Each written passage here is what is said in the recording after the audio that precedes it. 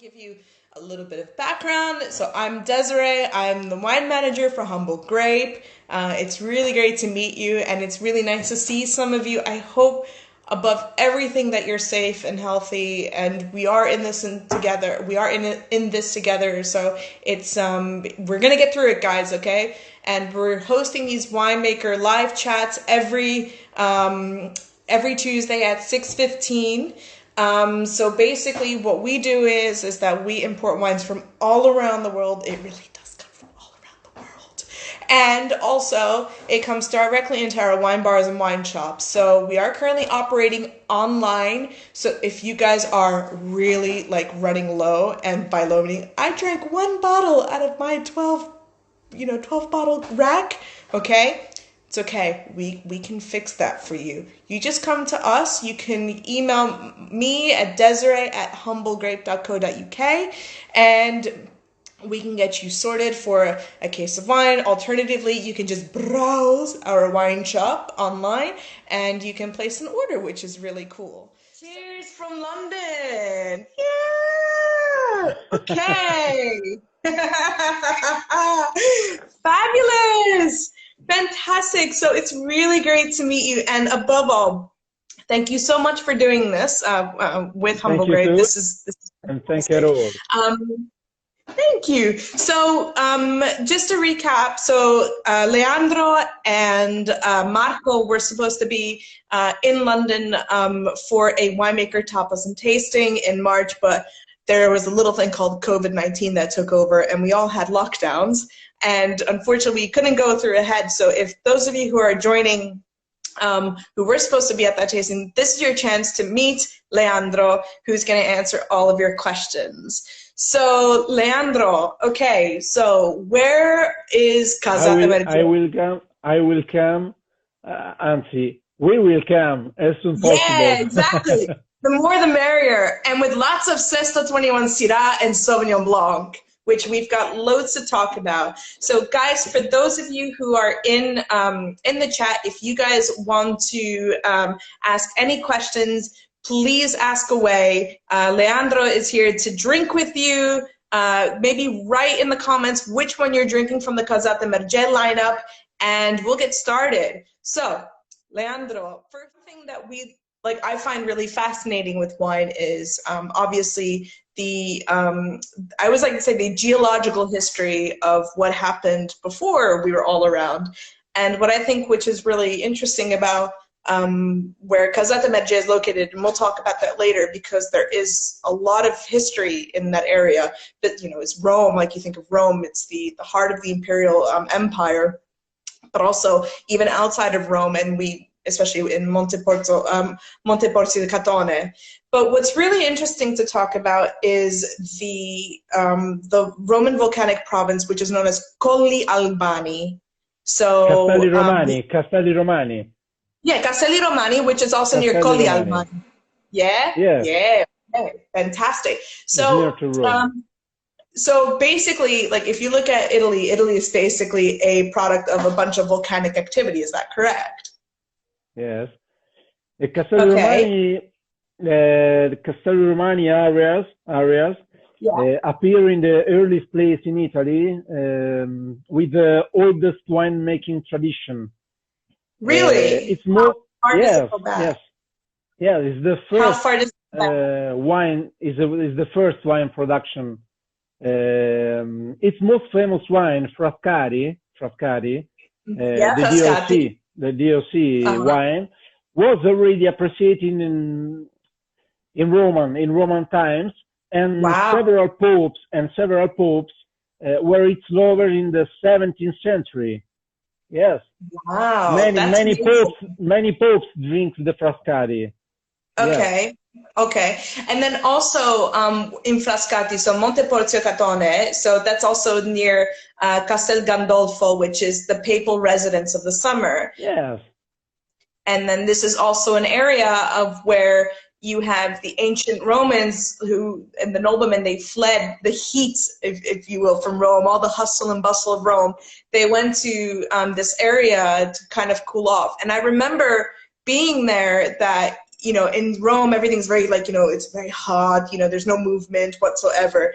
But as soon as you go out, like, you know, what is it, like 20 kilometers away, you know, it's so cool. And I remember seeing from Casata Mergè that you can actually see like the coastline, right? Oh, yes. Yes, so yes. you can make you can make wine and then go to the beach.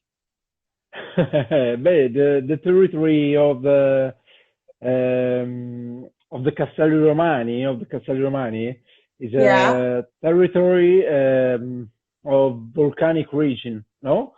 Like the large volcano, Lazio volcano, is the biggest volcano in Italy and maybe in all Europe. Yes. Really? What's the name of that volcano? Big Lazio volcano. In Italian means Grande Vulcano Laziale. Okay, got it. Grande the name of volcano. Yes, it's the name of volcano. And the last part of the volcano is the Lago di Albano. But the Lago di Albano is a single part of all volcano. All the areas you saw in Frascati, in Monte Porzio, are all the volcanoes areas. Okay, cool. Inside the volcano is big. Wow. Very big, yes. It's also really young because that caldera complex, it's only about 600,000 years old. Now that sounds, you know, very, very old.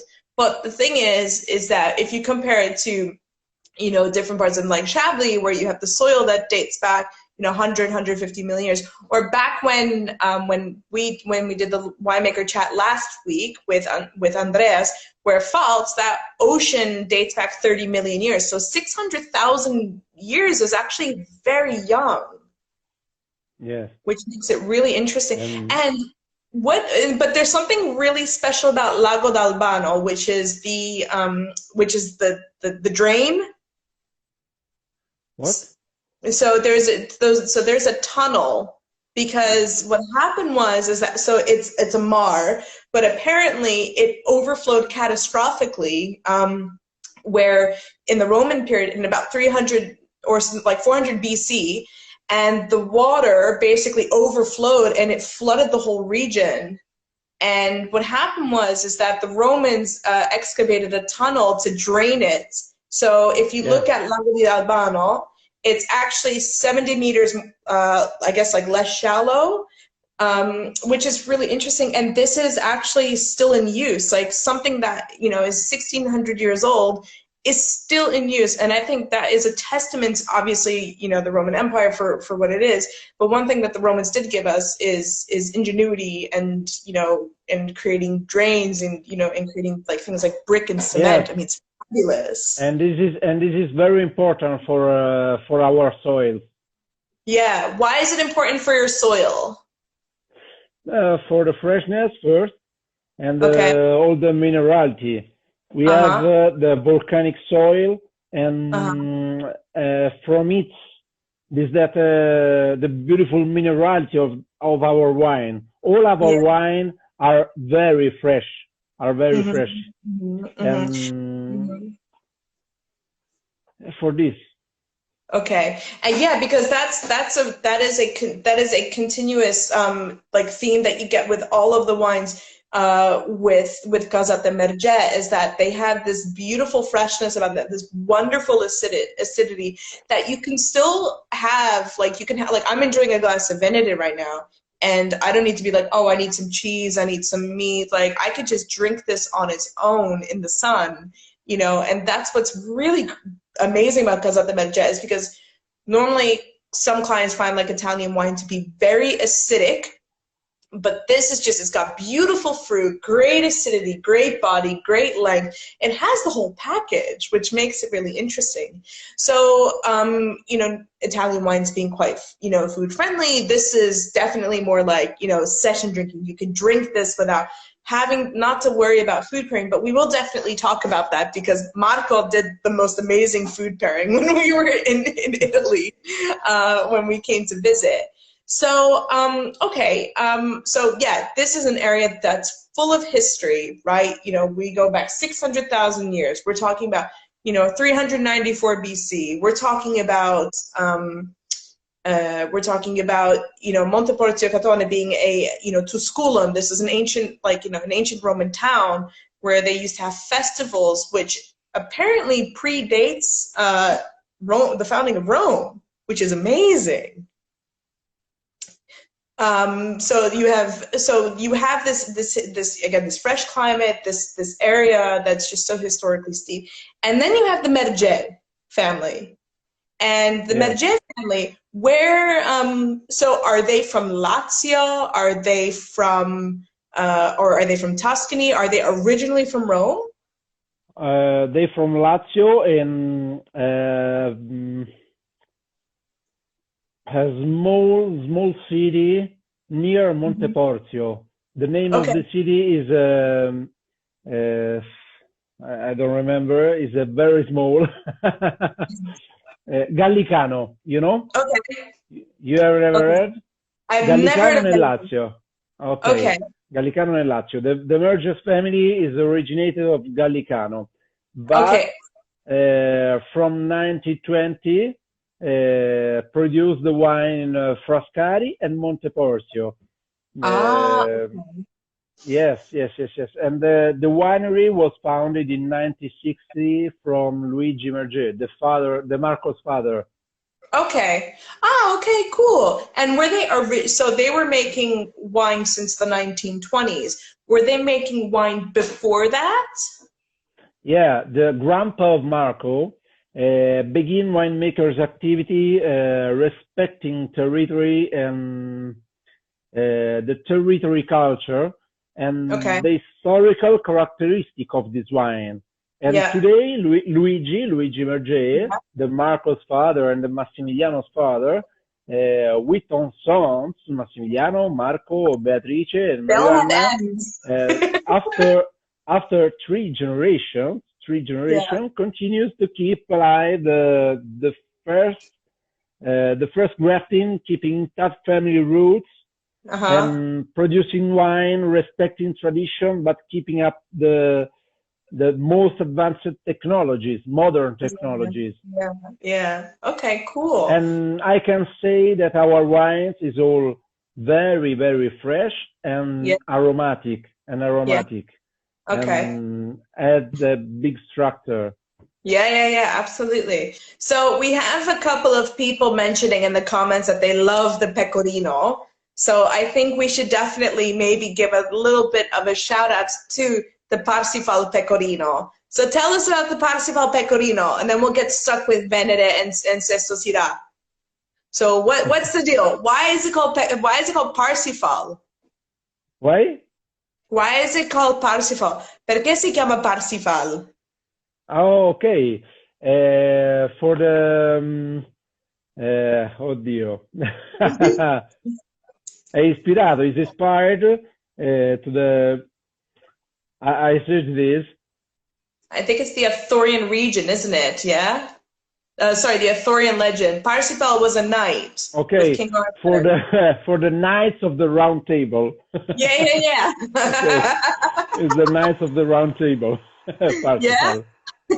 Yes. All the Camelot line is inspired to the Knights of the Round Table. Really? And how many Knights of Camelot do you have at Casata Mergè? How many knights, how many wines do you have named in Casata Mergè after the knights? So you have Parsifal and the Camelot region.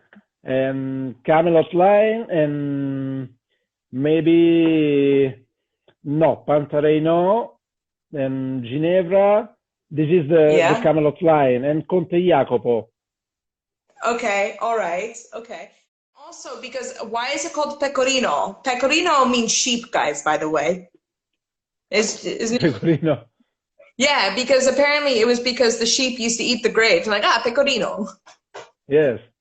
Yeah, no, it's one pecorino, of pecorino. The origin of the pecorino is in Abruzzo. Okay. Not in Lazio, but in the last 50 years, Uh-huh. not 50, 30 years, maybe, we produce the pecorino also in Lazio, but Okay. not only us. It's many Okay. Yeah. production. It's many production. Okay. But And then, I yeah. can say that our pecorino is the best pecorino of Lazio. Yes, sure. Exactly. I agree with Exactly. that. Yes. Amazing. Okay, so yeah, the pecorino is one of the favorite wines here at Humble Grape. It's one of our best-selling wines. I would probably say maybe just as much as the Cupido, which is the counterpart of Venere. But Cupido is made with probably to me the most famous variety out of Lazio, which is Chisanese. And it's Chisanese and Nero Buono, and it's 50-50, right? Yes, right. But why is Nero Buono? I mean, in Italy, we have a flair for drama, right? I mean, it's just, we love music, we love art, we love grandiose things, right? But Nero Buono, that's such a boring name for a grape. It's very simple. Why is Nero Buono named Nero Buono? I know, Kevin, I drink a lot of Cupido at home. The Nero Buono is a very little cultivated grape variety. It's a very local variety in our zone, in our areas, and Really? And Olevano, you know Olevano? Yeah. Piglio is Cori. Yes, it's only the little areas of Nero Buono. Nero Buono is an ancient grape variety. Really? And do you by any chance know? It's a great variety of grape. It's it's amazing. I always like to say it's like a tiny little rocket, and it just goes like that into out of the glass. It's fabulous, and it's yeah. And in Italian, Nero Buono means a black grape, so good. Nero Buono. Okay. It is really good. Can you? It's so a great it must grape. It must be that you can eat it so you could just, it's so good even off the vine that you can just eat it. It's really interesting because you think is it going to sell? Is it going to move? But it literally every time we place an order with you guys, I mean, it's always 400 bottles of Cupido, 720 bottles of Cupido, and it just keeps increasing because people go nuts for Cupido here. A question for you, Desiree. Yeah? You have never tasted the Sauvignon Sesto Ventuno? Oh, yeah, we love the Sesto Ventuno. Okay, I don't remember this. Okay. It's perfect. We love the Sesto Ventuno. I think what we'll do is, before we move on, so we are going to talk about Venere, if that's okay. Ooh, this guy. So, I have a question for you. So this is Malvasia and Trebbiano, right? Yes. Okay. That's right. So Trebbiano is kind of like this term that's thrown. Oh, it's 50% Trebbiano, but Trebbiano is more of an umbrella because you have Trebbiano Toscano, Trebbianina, you have Trebbiano Abruzzese. Which Trebbiano is in here? It's Trebbiano Toscano. Trebbiano Toscano is the variety, is the most famous grape variety in the Lazio. The region is all Trebbiano Toscano. Our Trebbiano, the Lazio Trebbiano, that don't exist, but all Trebbiano in Lazio is Trebbiano Toscano. Okay. The region is the same. Okay, and then there's also Malvasia Puntinata in here as well. Malvasia Puntinata is the other famous grape of Lazio, and maybe is the most important within the Trebbiano. And the name is originated by the little point, little black dot on the fruit. On the skin, yeah. On the skin. The name of the Malvasia puntinata is dotted Malvasia. Yeah, of course. Yeah, absolutely. Yeah, because Malvasia is also known as Malvasia is so aromatic grape. Yeah, absolutely. It's also found in cognac, which is quite interesting. Why is the wine called Venere? The history of the name is very singular. The Venere, also Cupido, two different persons in our winery si sono conosciute. Oh, they got to know each other.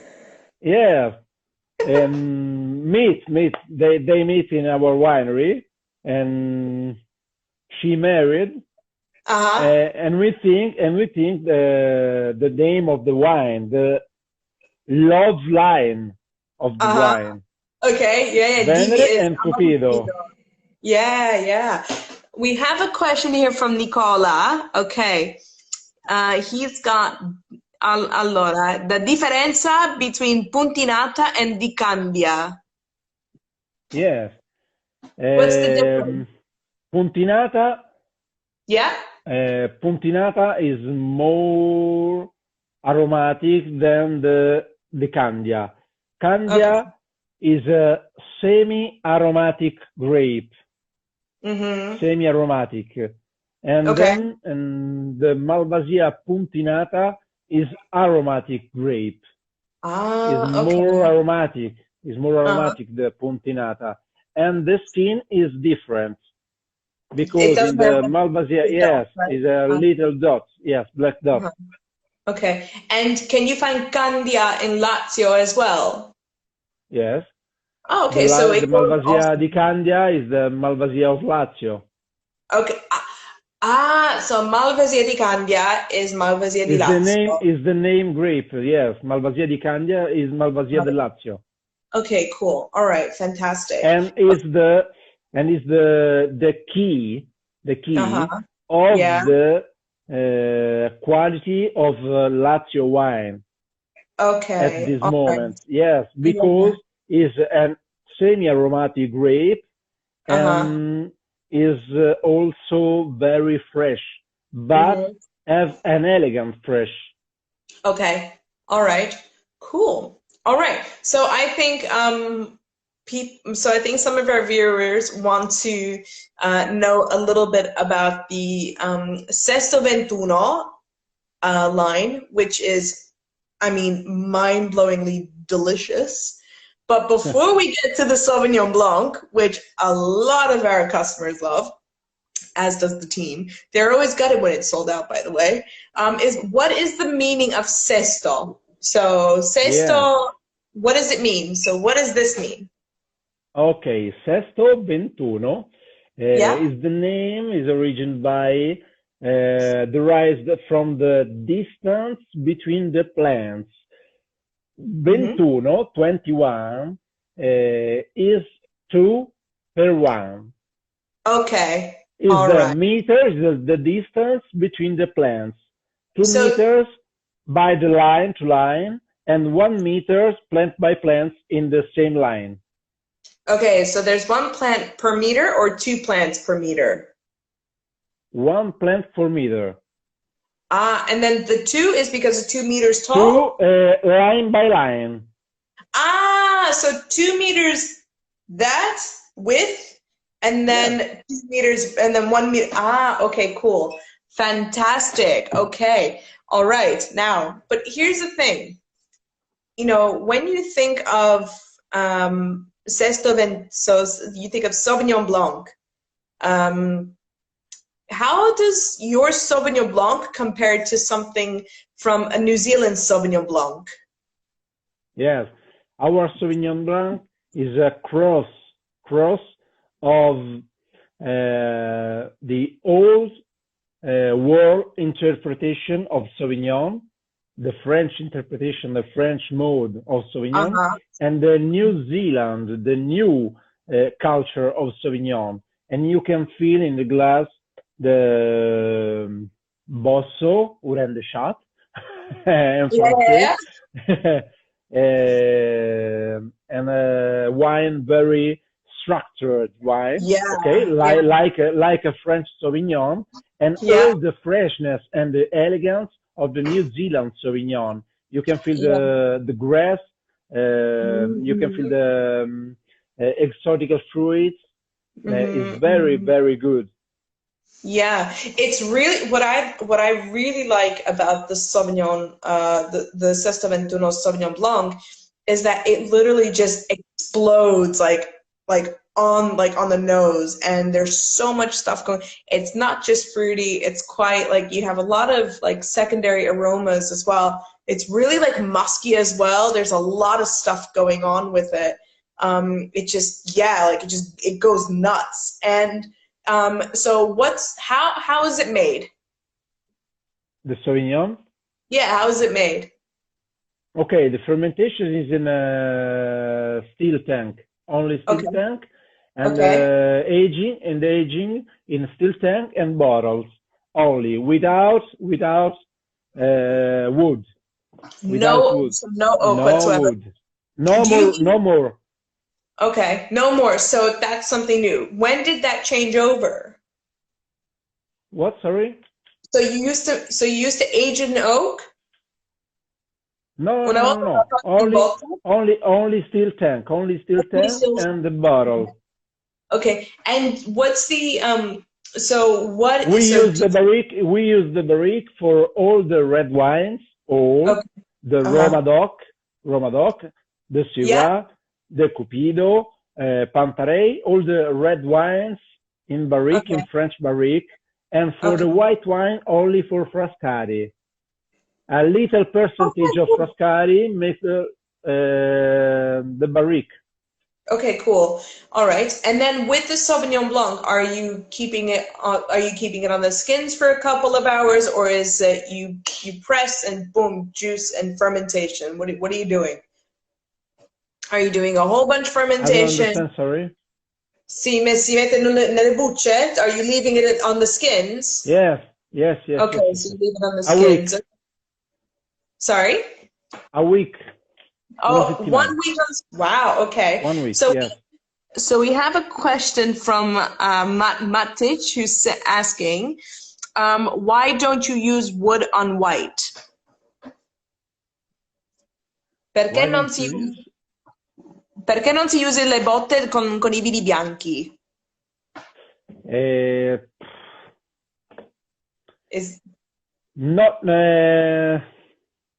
Not for all white wine, for our white wine, because our white wine is very fresh, and to maintain this freshness is not necessary. Right, okay. All right. That's all.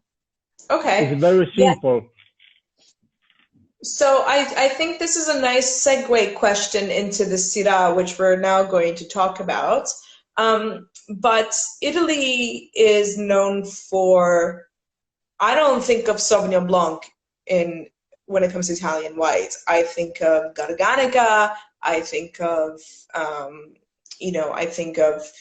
maybe Caricante, Catarato, maybe and Pinot Grigio for sure. I mean, I think of those grapes, and I think the majority of our clients do think that. And all of a sudden, you have Sauvignon Blanc coming from Lazio. That's a bit of a risk, isn't it?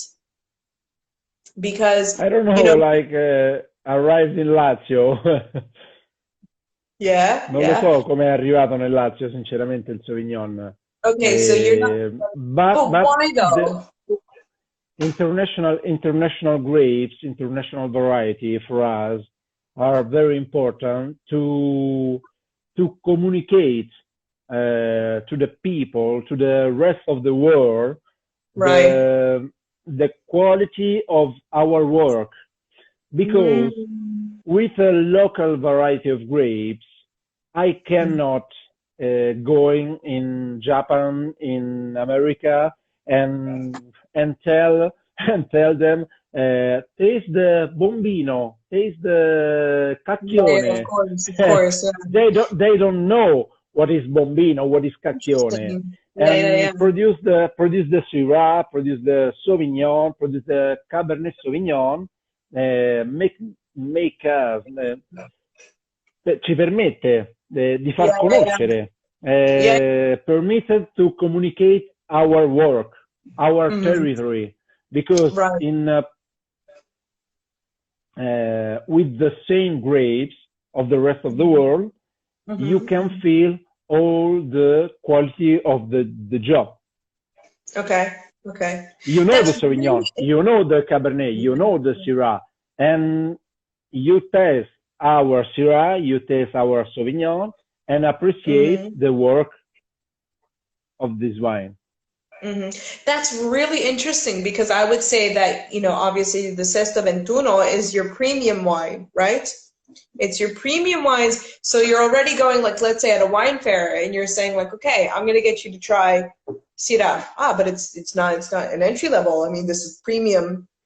And I think I can see why you're doing it, right? Because you've got the soil, okay? And then, then Lazio, we don't necessarily think of Lazio in terms of a wine producing region, despite that it is one of, if not the oldest viticultural, one of the viticultural areas in the world, right? So you don't think of that, which I think it's really interesting. But the Syrah that you have, so it's obviously not a Shiraz, and we have two questions that are asking questions about the Syrah now. So we have two questions. So how does your Syrah compare to a Syrah that's grown anywhere else? And Sandra is asking, is your Syrah more aligned to the French version of Syrah, or more of, let's say, a Barossa Valley Shiraz or a Yarra Valley Syrah? I think our Syrah is not aligned to French Syrah. Our Syrah has a singular characteristics, and you also feel all the typical spice notes of the Syrah, of the French Syrah, but enriched by the barrel use and of the soil. The freshness of the soil makes this wine very singular. Yeah, because it's that volcanic soil, isn't it? It's really nice, because I would say, like, correct me if I'm wrong, is, let's say if I was going to do a Syrah tasting, I would probably put this way before, an Australian Shiraz. This would be a nice gateway, because you can go from, let's say, Northern Rhone Syrah, you can go from Northern Syrah into Casata Mergè, Sesto Ventuno Syrah, and then you go into a Barossa Valley, because it has those typical ripe fruits that I personally get from the wine, and it reminds me of a Barossa Valley Shiraz, but without that jamminess and that roundness. It's more of like a ripe version. How do you think it compares with, let's say, a New Zealand Syrah? No. No? With New Zealand Syrah? Maybe New Zealand, not French, but I think is totally our Syrah. The Syrah of Casata Mergè is very singular. It's very has a great personality.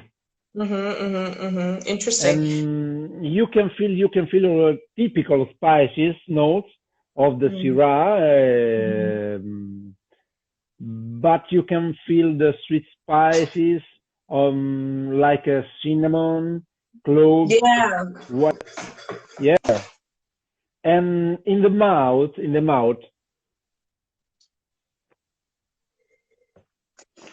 after the taste, has a very, very imposing attack. It's very big in mouth. But then, after drinking it, it becomes round, smooth, very soft, and you can all the velvet tannin. It's very velvet tannin. Yeah. Yeah, it's very smooth. It's very smooth and persistent. It's a very coherente. It's a very long finish. It just keeps going. Long finish, yeah.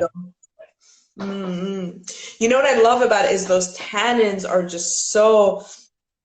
You know what it reminds me? It reminds me of like a ribbon of velvet. You know, it just like it has this beautiful flow, and it's just nothing is it's not abrasive. It's just it's a really great wine. It's a great red to recommend to someone. It's like I'm not really too into like big oaky reds because they're too tannic. This is like, okay, you want something a little bit more medium body, then let's go for this one, because those tannins I think is probably one of the key points of this wine is that this is what makes it unique, because it's a full body wine, yes, but so smooth, so soft. Yes. How do you so talk to me how but in mouth is an explosion of smells of the flower.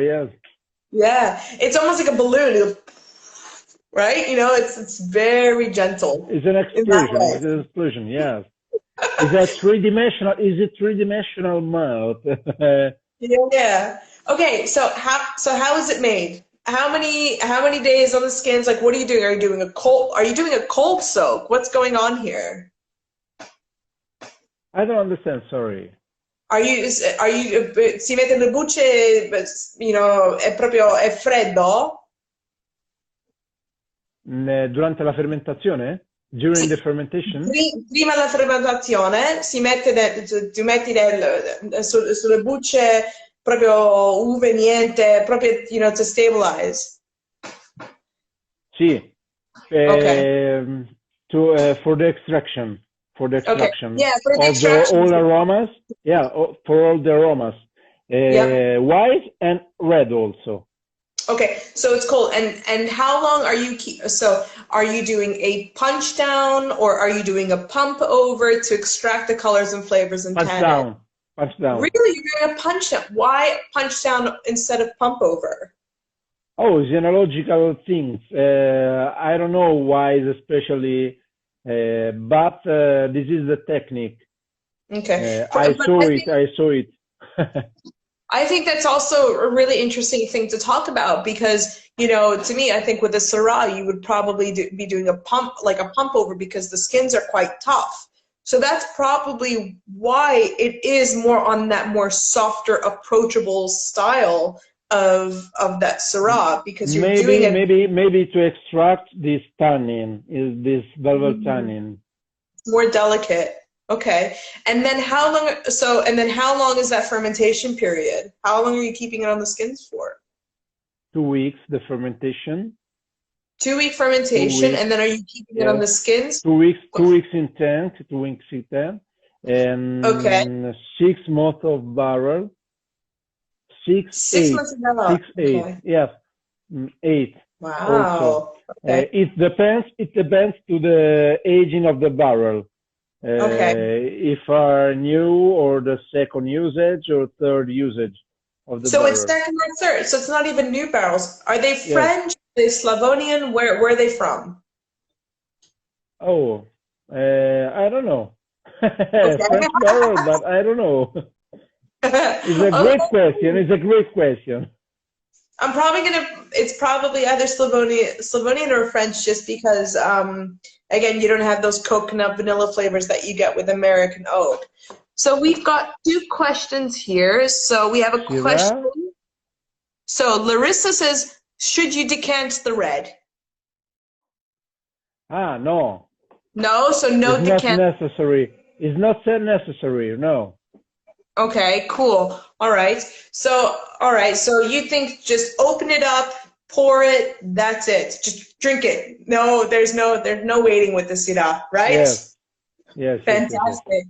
Okay. But I think Is that also necessary to rotate the wine in glass, and that's it. always rotate the wine so you look like you know Yes, you're doing yes. it. To oxygenate the wine is necessary. This nothing at all. And obviously Yes, drink it. 100% Syrah. Yes.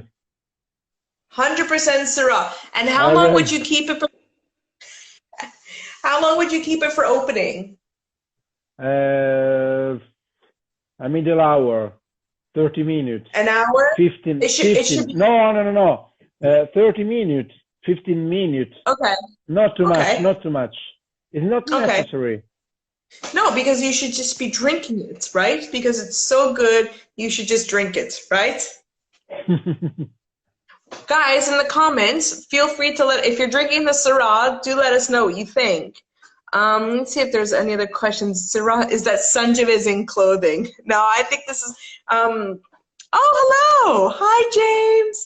So, basically, so to recap, so we've talked about Venere. So we've talked about Amore di Vino. So we've got the Cupido, we have Parsifal, Pecorino.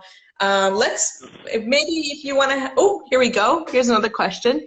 Jamie's asked, what is the drinking window of the Syrah? Do you drink it now? Can you drink it in 10 years now or in 5 years? You can drink it in 10 years also. But the maximum expression for me is between 3 and 6 years. Okay, 3 and 6 years. Yeah. Yeah, because I think like with the fruit, like you don't want it's just absolutely wonderful. Are you also drinking the 2017 with me? Oh, okay. I had 18. Oh, okay. So you're one here. The last vintage on the market. Yes. Fantastic. I'm sorry.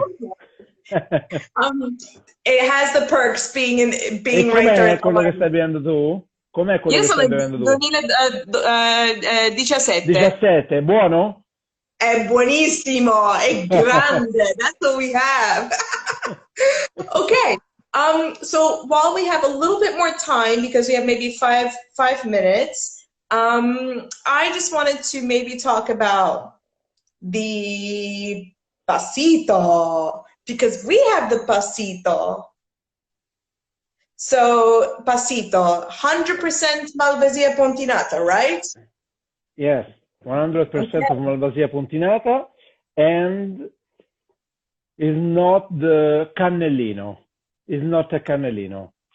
Okay, it's not Cannellino. The Cannellino represents in Frascati a beautiful things and bad things also. Okay. Is not very good historic. Okay. And so many winemakers, many wineries decide to change the name without DOC legal requirements outside of this, and create the Fantasies name of this wine. And we name the wine Sesto Ventuno because the grape and the vines is organized by the 2 meters per 1 meter to the plant. Wow. Okay. It's all very right. simple, but the passito is very historical tradition in Frascati and Castelli Romani. Yes. Okay, cool. So this is wine that we literally could be drinking wines that the Romans were drinking thousands of years ago. Talk about liquid history, storia del vino. Okay. Yes, liquid history. Yes, but all the wine is liquid history. Yes, exactly. And our passito is liquid gold. Is oro liquido. Liquid gold. It is. but because all the passito wines, all passito wine are very precious. for the low rise of the grape. We produce the wine with 30-35% of the grape weight. Only 30%. Oh wow! And then is the liquid gold. It totally is liquid gold. So are you leaving it to dry out on the vines, or are you stopping the fermentation? What are you doing to create the Sesto Ventuno Passito? Tell us how it's made. Oh, okay. Appassimento, non so come si dice in inglese. Everyone knows what appassimento is, but basically appassimento is when you dry out the grapes by hanging them in the winery. We have one from Veneto, which is fabulous. So, yeah. Oh, okay. In October, all the vines, all the grape, all the fruits vengono aperti in una fruttiera, vengono sdraiati. Like Veneto production, come in Veneto, for the appassimento. And after 2 months, in December, we press the grape, but the fruit is very small. Ha perso tutta l'acqua. All the water is outside. Yes. Yeah. And the sugar is very, very concentrated. Yeah, absolutely. Okay, cool. All right. Well, I think this is a fabulous chat. I thought you did great, by the way. Your English is amazing, by the way. Okay. But it was really great to have you on the chat. It was fantastic to know more about, why is it called Sesto versus 21 versus Venere, about the whole story. And I think it was really informative. So, grazie a te, Leandro. This is fabulous. Grazie a voi, grazie a tutti quelli che ci hanno seguito. Thanks to all. It's a great pleasure to see for a winemaker to see our efforts appreciated. Exactly. As well as for every wine producer or winery, because our work has a characteristic that is not often considered enough.